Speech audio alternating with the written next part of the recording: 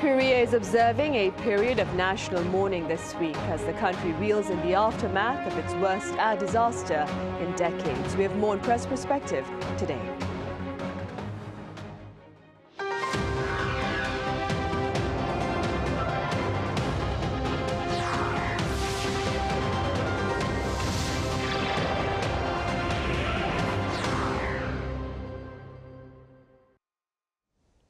Hello and welcome to Press Perspective for this Tuesday, December 31st here in Seoul. I'm Min Sunhee. We start our panel session today with the latest on the deadly plane crash at Muan International Airport before touching upon some of the stories here that made international headlines this year. For more on this, I have Andres Sanchez Braun with EFE Spain live on the line. Andres, it's good to have you on. Hello, Sunhee. It's great to have you here. Great to be here. Right. I also have writer Colin Marshall with us. Colin, it's great to have you on. Hello, Sunhee. Thank you for having me. Right. Andres, let's begin on a rather sober note. Let's start with the latest developments with regard to the tragic plane crash in Muan Airport and the government's latest response.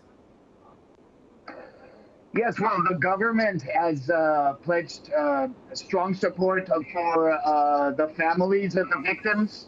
We've seen interim President Jae visit Muan twice already. We saw him lay some flowers in the memorial altar that was set for the victims yesterday.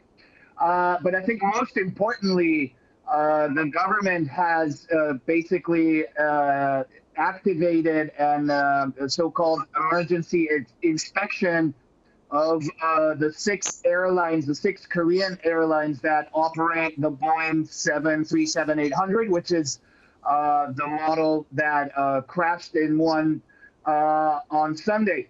Now, all of these six companies are basically five Korean low-cost carriers and Korean Air, a company that operates only two 737s. And of course, there's a strong focus on Jeju Air, and there's a strong focus on Jeju Air's landing gears on these planes, on these 737s, because as we could see in the footage of the emergency landing of the accident on Sunday, the plane, for whatever reason, wasn't able to deploy the landing gear. And then we also know now that on Monday, the day after the accident, another 737 belonging to Jeju Air actually had to return to Gimpo Airport after the pilot detected some problem with the landing gear. And even though in the end he was able to deploy it without any problems, just out of pure security concerns, he decided to go back to the airport. There's also focus on how Jeju Air operates and how much time it dedicates to maintaining and checking security on its airplanes, because Jeju Air is among the low-cost carriers, the one that basically puts more, we could call it operational stress on its planes. This means that its planes are the ones that spend most time in the air, which means that there's less time to check for maintenance while on the ground. So of course there's questions being raised about, are companies like Jeju Air putting operational efficiency, or in this case profit, ahead of maintenance? Because we know now that the plane that crashed on Sunday did 13 trips on the 48 hours prior to the accident to 4 different countries. So it's always good, I believe, to screen this kind of things. It's never a bad moment to check how airlines are operating. Of course, the government is also trying to screen airports in the country regarding this structure against which the plane on Sunday crashed, the concrete structure that held the localizing antenna, because there's some other airports with similar structures in Korea. And of course, this is useful not only in Korea, but to other countries as well. Actually, Spain does have airports with similar layouts. So as I say, it's good that authorities try to screen on air travel security, of course. Right. We seem to be having a slight audio problem with you, Andres. You were on and off a bit there. Colin, in the meantime, there is also quite a bit of question about the cause of this deadly crash. Now, bird strike has been suggested as one possible cause behind this crash. What have you been hearing, Colin? Well, the first thing I did on Sunday morning when I heard the news, when word got to me, was to look up aviation enthusiast forums on the internet. And the participants there, some of whom are pilots or aircraft mechanics themselves, were all in agreement that it didn't add up.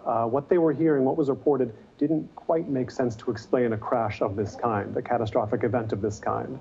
Engine trouble made sense. That is consistent with a bird strike or an intake of a bird through the engine, which is a fairly common event when taking off or landing.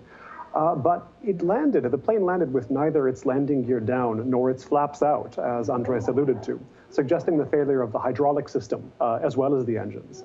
And the pilot did report a bird strike, although it's difficult to come up with an explanation in which an event like that accounts for both engine and hydraulic system failure. Freak accidents, though, are not unheard of. In the US, where I'm from, there was a famous crash landing in 1989 in Sioux City when a plane lost all of its hydraulic systems because a piece of shrapnel from a rotor blade on the engine happened to pass through the one point where they all crossed each other and it severed them all, and that's a whole other story. But these highly improbable incidents do sometimes occur. But the landing gear, yes, in this case of this crash, is what troubles everyone who examines the evidence. Since, though it's primarily controlled by the hydraulic system, you don't need to use it to deploy it in an emergency, which this certainly was.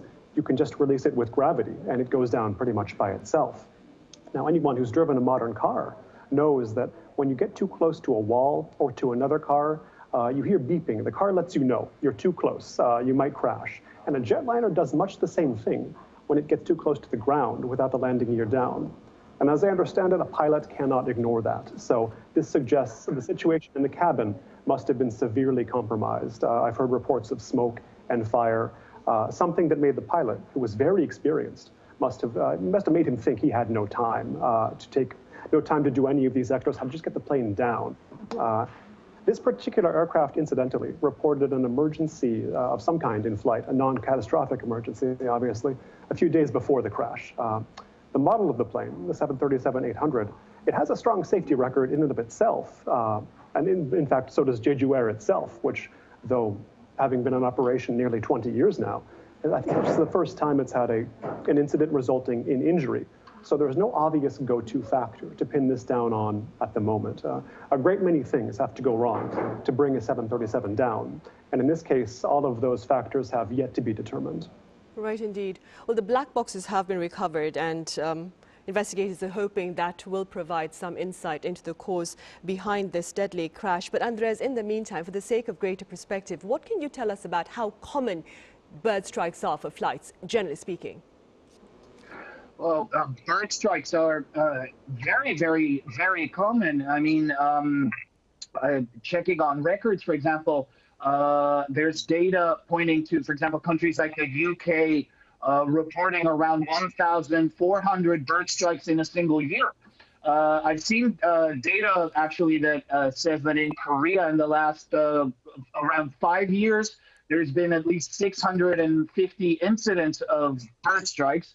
But as you can see, none of the outcomes were terrible accidents.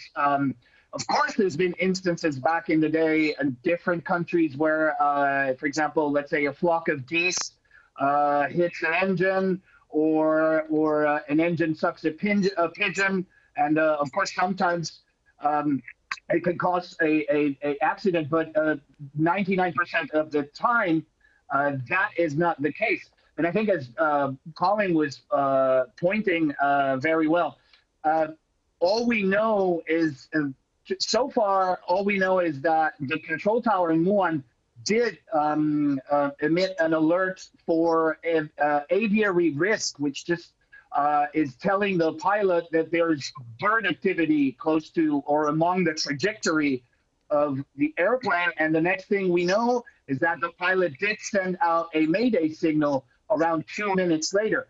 We can assume that, yes, maybe there was a bird strike. It looks quite possible. We've also heard reports of the cabin crew, the two survivors, one of them talking about apparently seeing smoke and flames on one of the engines, and also apparently some passengers have texted people on the ground saying, well, the crew has told us that we hit a bird, apparently.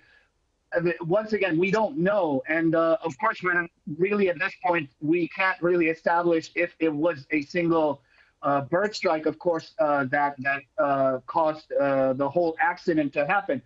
What we do know is, what we saw in the footage is that the pilot, for whatever reason, attempts an emergency landing, and he attempts it very fast after emitting the Mayday alert.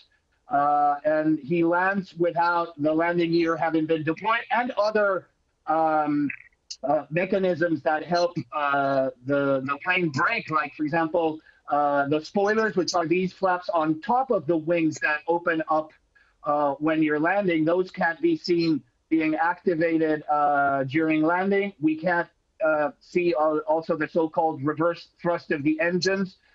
All those mechanisms make the plane lose speed, and for whatever reason, they weren't activated. So could it have been an hydraulic failure? Are we talking about a failure in the electronic systems?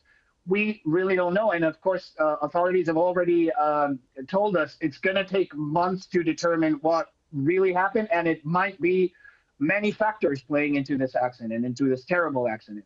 Right, indeed. And as we wait for some answers, Colin, the government has declared this week a period of national mourning, which is why quite a number of events, including end-of-year festivities, have been cancelled. Right, Colin? That's right. Actually, I have an American friend at the Bank of Korea. He works at the Bank of Korea, who just this morning sent me a picture of his black mourning ribbon, and these were distributed to every employee at the Bank of Korea.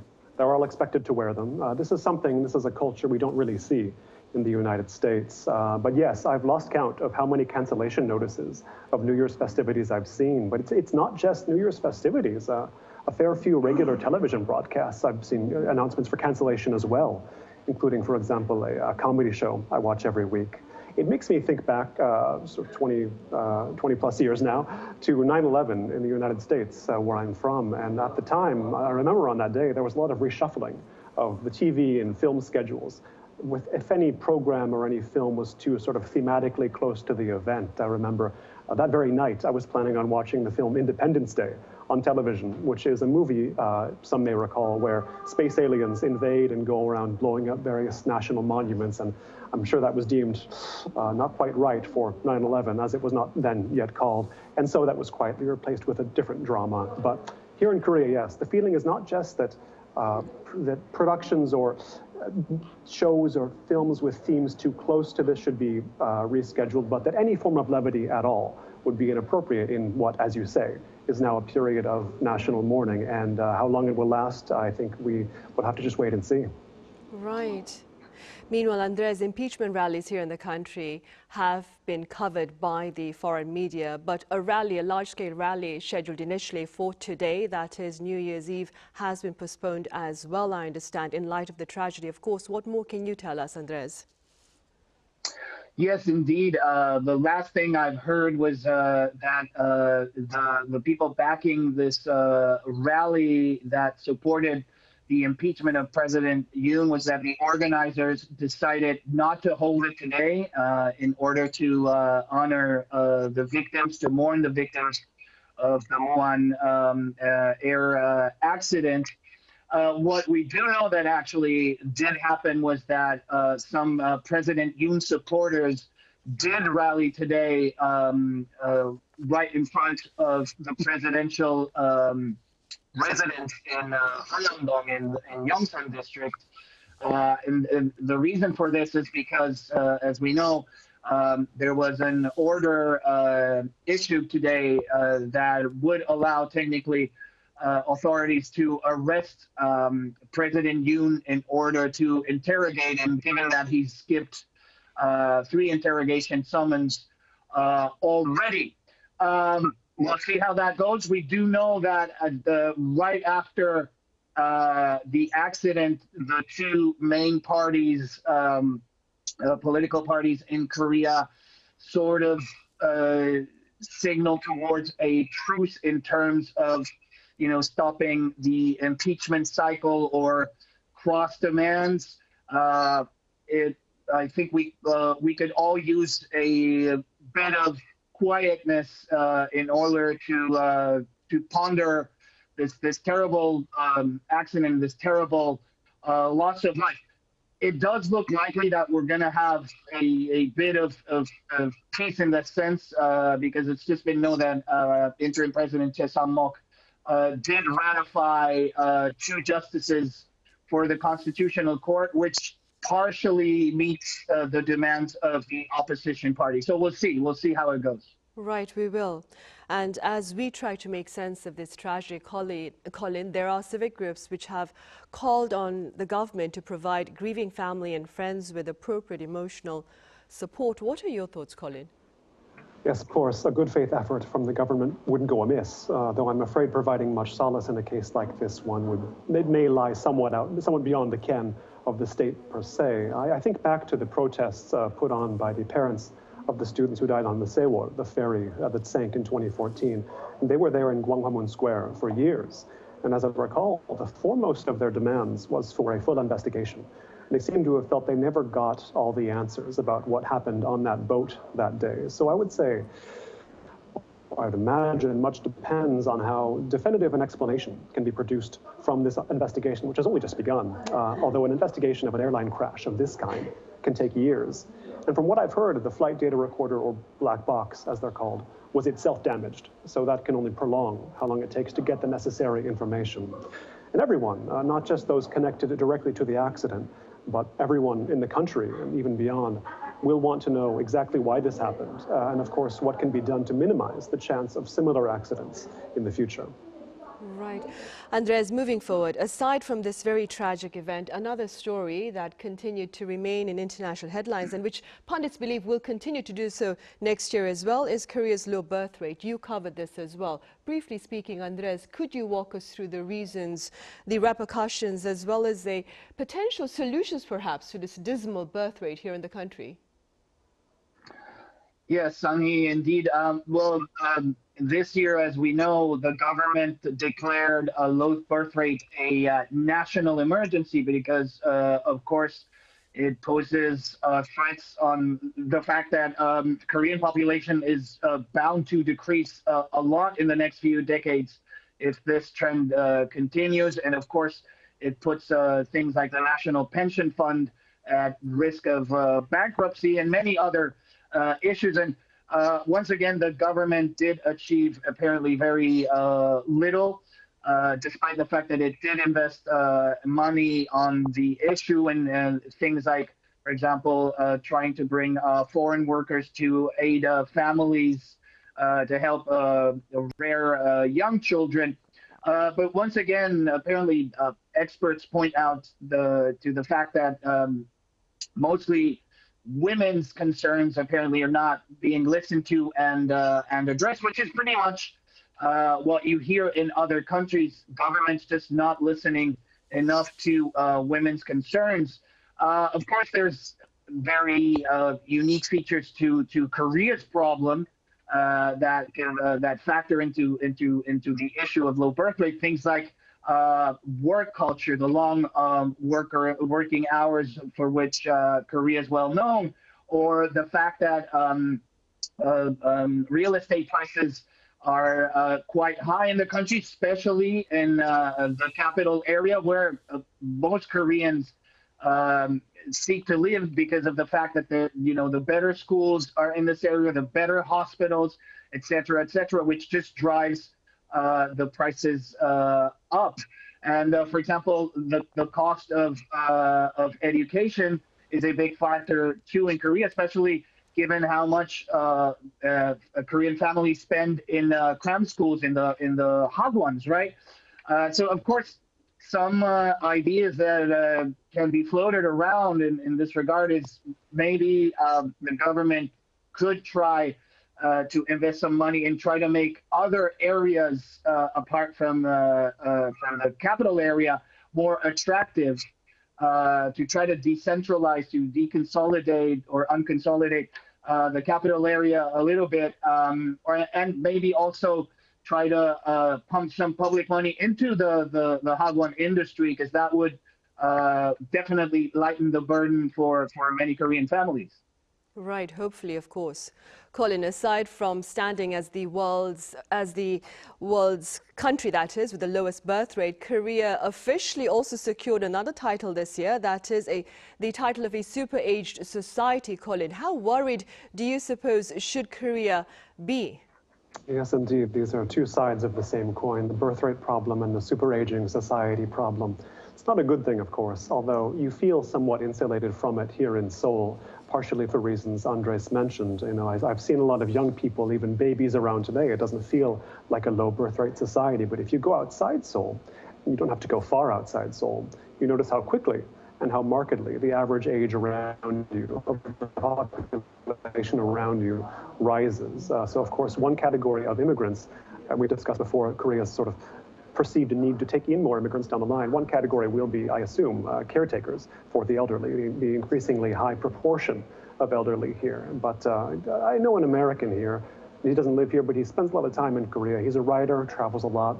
Came back from Cambodia recently, and he remarked on just how many young people are there, how many kids, and how it makes you feel like, oh, there is sort of a future, whereas in Korea, it feels to him more like there's a void waiting to swallow up the society. And I never quite thought about it in those terms, but he was pointing out that in a society like Cambodia, which is in no position to lavish money on potential parents and is not known for listening to the desires or the needs of parents or women per se, they don't have a birth rate problem, so clearly other factors are involved. But as well, everybody there, in his view, in this writer's view, has a role in sort of communally raising the children, be they young, old, or anywhere in between. And this seems to be important to underscore. If you want a balanced population, the young and old alike, they need a place in society, a functional place. And in not just Korea, but across the developed world, the US as well. That's a role in society is increasingly lacking for people on the ends of the age spectrum. Right, like we keep saying, it takes a village to raise a child. Colin, Indeed. Thank you so much for your time today, and Happy New Year, Colin. Thank you, Happy New Year. Andres, thank you so much for your insights. Happy New Year as well. Thank you so much, Sunhee. Happy New Year to you too. Right, well, that ends today's edition of Press Perspective. Now, Korea ushers in the Year of the Snake in 2025, and given its symbol of wisdom, may you all find the strength to pave a path forward in the new year.